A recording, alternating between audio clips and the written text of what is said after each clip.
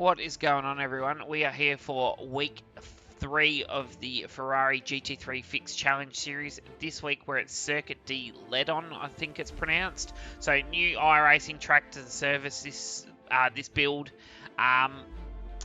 What can I say about the circuit? It is like a billy goat track. It's a very cool circuit.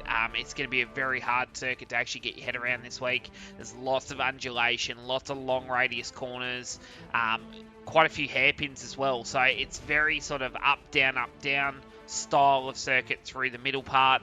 So there is some challenges definitely here this week. Getting the power down, dealing with the understeer, making sure you can see your apex as you're coming in. I think the racing this week here is going to be pretty crazy. So hopefully we can help you guys progress on your way to a decent week of racing here. So thank you for everyone that's been liking the videos, subscribing to the channel, commenting, telling us how you're going. We really appreciate it, guys. So please keep it up. Make sure you share with your other racing friends if you haven't already. And let's get into week 3 of the Ferrari GT3 Fixed Challenge Series at Circuit Ledenon.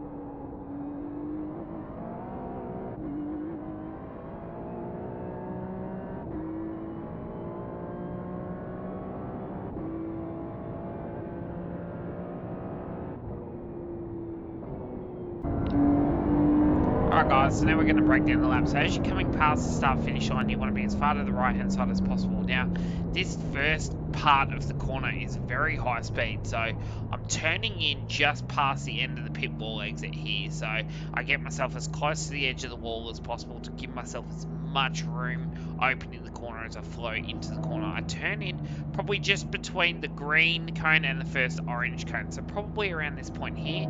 I turn in quite high speed, and then I try and get off the throttle, and it's I wouldn't say a brake, but it's more like a lift and a slide of the car out to the outside just at the start of this white line in line with the blue cone. So lift the throttle, the car's going to start to track out wide because you want to slow a lot of momentum. Once you get to this point here, you're sort of heading out towards the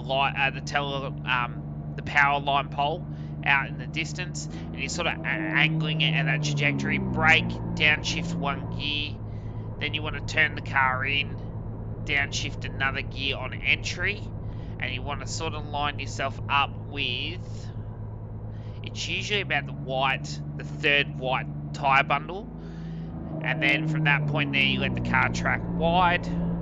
You can use quite a lot of escape curb here if you want to.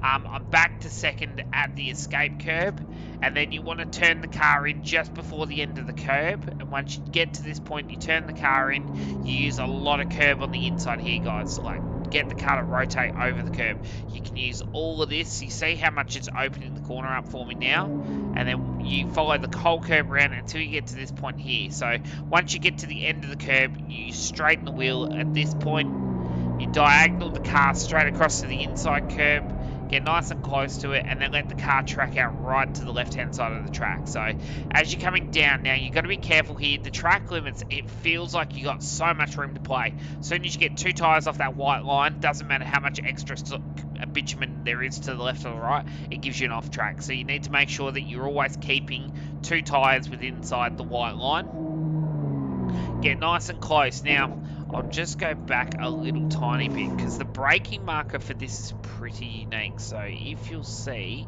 here the white line changes direction, right? And I'm sort of in line with the tree at the moment, but I'm not actually braking until probably about this point here. So it's quite a deep braking zone into the corner.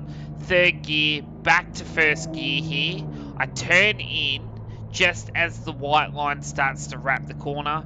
I'm sort of in line with the little traffic light system and the tree, and then I turn in. You'll see there's quite a decent rubber mark. I turn in from this point here, turn the car in. You want to get the car right down into the bowl.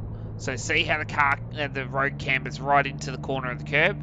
And then you want to be making sure that by the end of the tyre wall on the left-hand side here, you're hard on that throttle, carrying the speed out of the corner. The car's going to push all the way to the exit curb. 2 tyres over it. Start to track yourself back towards the right-hand side. Same again here. 2 tyres like this. Now, this one, it doesn't have a braking marker.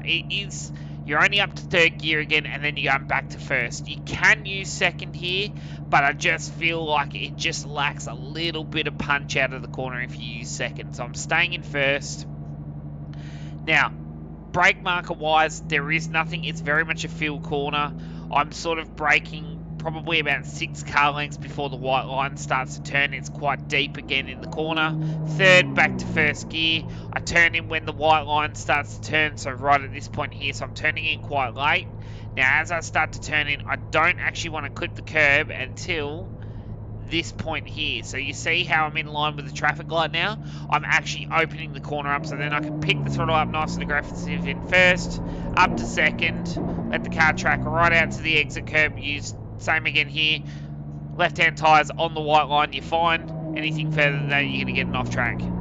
Up to third, you want to make sure you maximise that exit bar because this next part counts a lot here. So third gear over the crest. Making sure you sort of follow the white line because it's so blind coming down the hill. I use the white line to sort of hold myself in position so I know where I am on the track. Now, as you come down, right, you have the little bitumen pad that opens up just before the sand, and then you've got the start of the sand. So as you come down, I just grab fourth gear as I'm coming down the hill. I brake really aggressively when I get to the sand and back to third. And then the turning point, I turn in very early here because I want to get 2 tyres over the inside curb. It's going to bounce, but it's going to help the car to rotate. So like that, I pick the throttle up again here and I start to track the car right out to the left-hand side. And you'll actually notice when I brake at this drain, or just before this drain here. And I have the car, I'll just go back a little bit and show you the angle I come in at. So I come in at a diagonal and I want to get the car to land like this. So the 2 tyres on the left-hand side of the car just before the drain on the concrete bit behind the curb, and then the 2 right tyres just on the inside of the circuit. So braking like this, because it's the road, it cambers in and we're using that concrete, it's just got a little bit more grip here, so you're able to brake a little bit deeper. So we brake at the drain, back to first gear, turn in just before the end of the curb, so 2 to 3 red squares before the end of the curb. So right now, turn the car in. Same again here.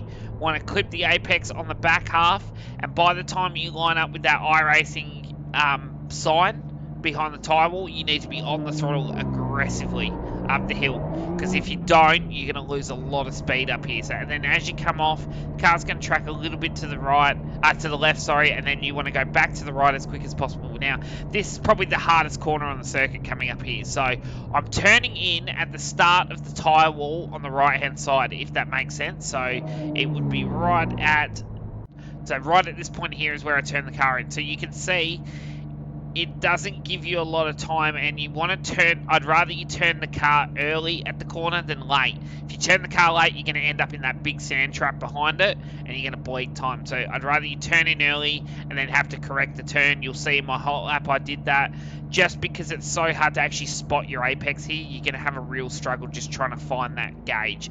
The tyre wall is a rough estimate. I'm probably turning in right on the nose of the tyre wall, not halfway along the car where I am now. So if I actually roll back, It's probably more about this point here. So, and it's more just as you just get into the crest and you're starting to see the curb on the left-hand side. That's when you turn the car in. Turn the car in, carry the speed in. Now you want to get from third back to second on the entry.